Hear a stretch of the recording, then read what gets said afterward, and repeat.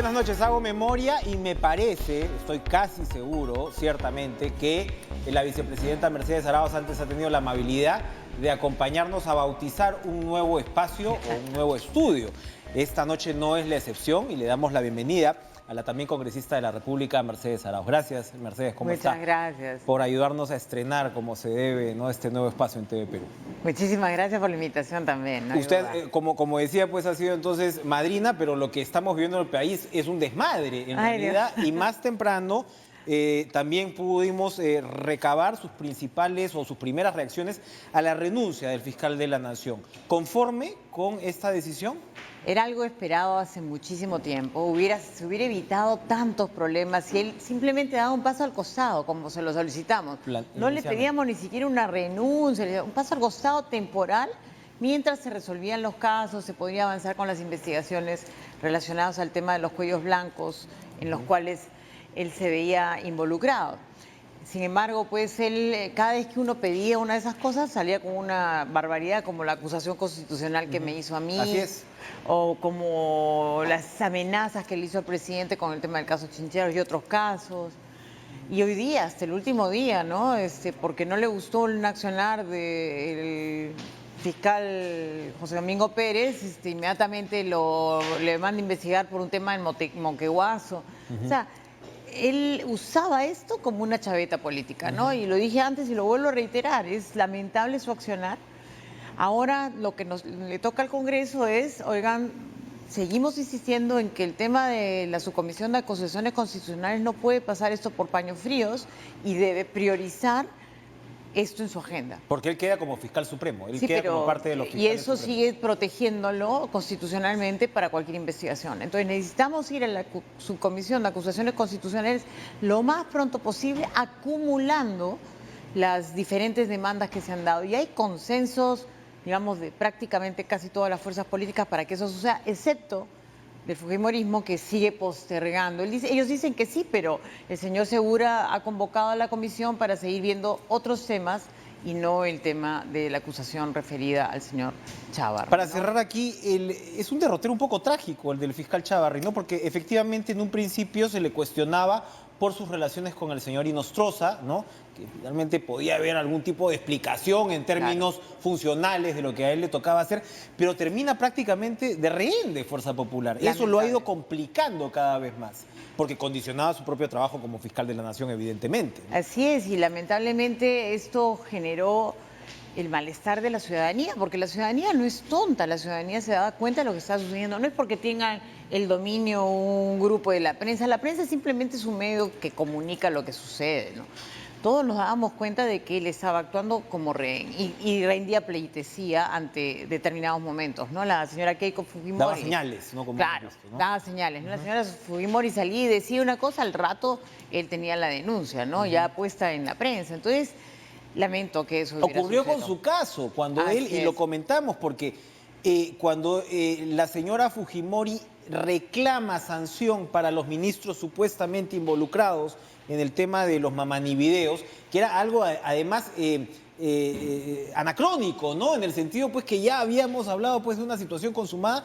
Al instante se presenta la denuncia constitucional en su caso, ¿no? O sea, prácticamente era una caja de resonancia del pedido del poder político. Y eso pues refleja pues que no era un fiscal independiente, no era un fiscal de la nación como corresponde a nuestro país, con la independencia debida.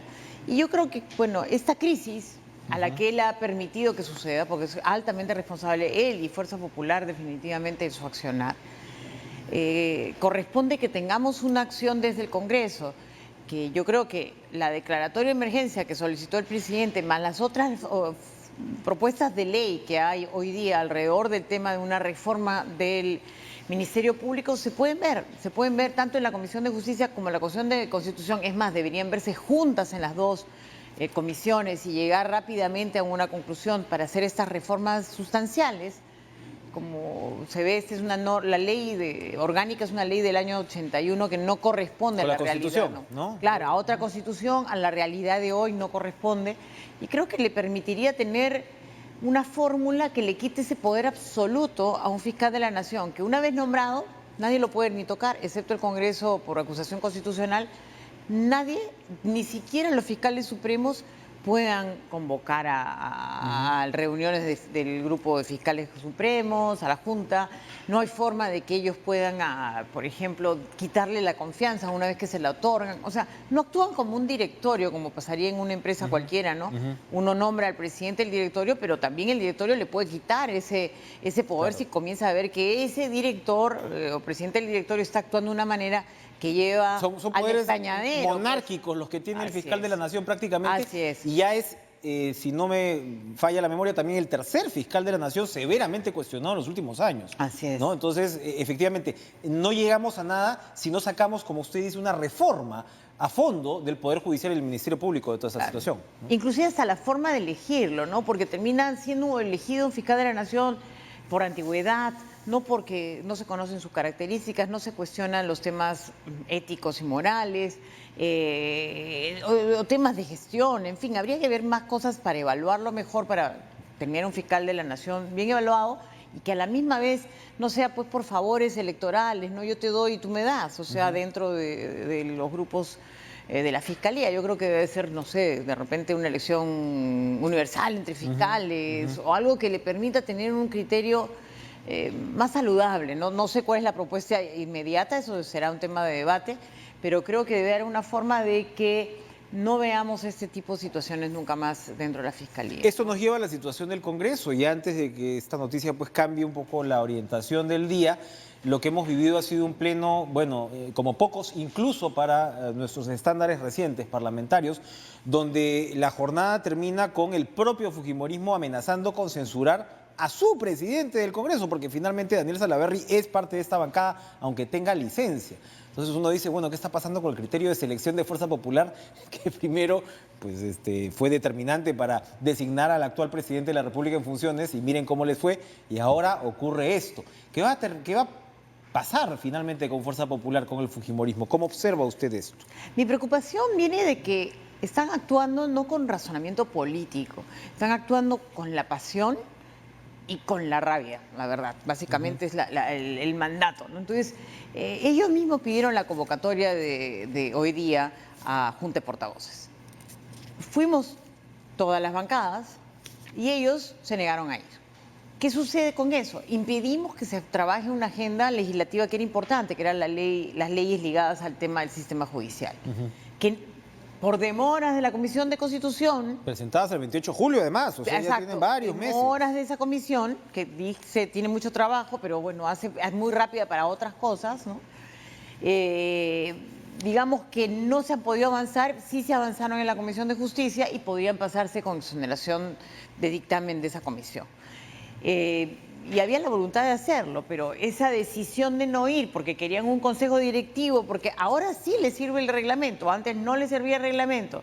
El propio presidente de la mesa directiva dijo claramente al final de la reunión de que él sí tenía la autorización para hacer la agenda, como ha sucedido en los últimos años con todos los presidentes del Congreso que han planteado la agenda y nadie lo cuestiona, no tiene que ir por el Consejo Directivo obligatoriamente, ¿no?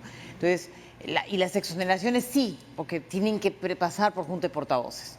Y es por eso que teníamos esa Junta de Portavoces. No quisieron ir. Bloquean por ahí, bloquean por allá. Entonces, claro, enardecen los sentimientos de nosotros que somos el otro lado del Congreso, que salimos manchados por una actitud relativamente complicada, que pareciera cómplice con las actitudes ligadas al señor... al mismo saco. Al mismo saco. Ojalá, yo no creo que sean cómplices de eso, pero esa dejadez, ese actuar, por ejemplo, que la Comisión de Acusaciones Constitucionales no cite a ver el tema del fiscal de la Nación siendo tan urgente y prefiera ver pues acusaciones sobre congresistas la agenda de del año, mañana eran totalmente sobre acusaciones congresistas secundarias. que fueron de la legislatura anterior, no de esta con nuestra legislatura. Entonces, ¿a qué nos estamos dedicando? ¿No? ¿Estamos priorizando realmente los temas? Hay una especulación medio informada que dice que incluso se podría estar presionando para llegar a un eventual cierre del Congreso y complicar la vida institucional del país.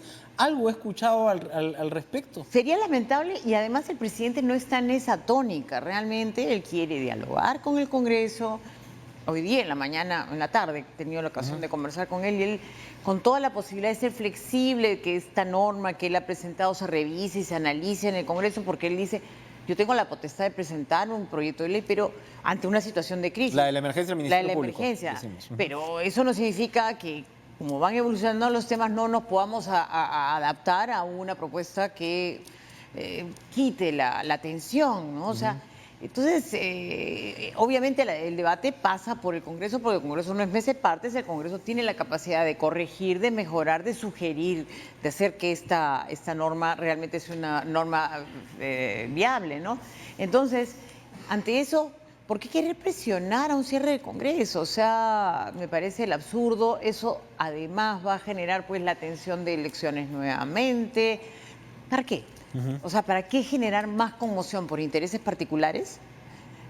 ¿Es realmente un grupo que tiene la capacidad de volver a ser electo? Yo creo que la población le va a decir que no. Si sus intereses particulares, la gente se da cuenta. Pero los intereses particulares tienen que dejarse de lado y hay que pensar en el país primero. Para cerrar con lo que creo que es una buena noticia, sabemos que hay un grupo multipartidario de congresistas que se están organizando para apoyar al alcalde Jorge Muñoz, congresistas de Lima. Sí. Darle un tipo de soporte legislativo para, bueno, esta capital que también está en su propio desmadre. Cuéntenos, adelántenos, por favor, cómo están trabajando. Bueno, he conversado con varios colegas de todas las bancadas, ahí también incluyo a los de Fuerza Popular, algunos congresistas de ahí, a los cuales les pedí la opinión si querían participar en un grupo multipartidario. Y felizmente sí, he tenido muy buena recepción. Hay dos, por ejemplo, de Acción Popular, obviamente siendo de su partido. Hay gente de Fuerza, no, inclusive de la bancada liberal hoy día. Así es. Entonces, gente que representa Lima y que sí ha trabajado agendas ligadas a temas de ciudad. Y es interesante porque, obviamente, una normativa que está dirigida a la ciudad más grande del país, una ciudad de 10 millones de personas, que es un tercio de la población, va a tener impactos también normativamente para el desarrollo más orgánico de las ciudades del país.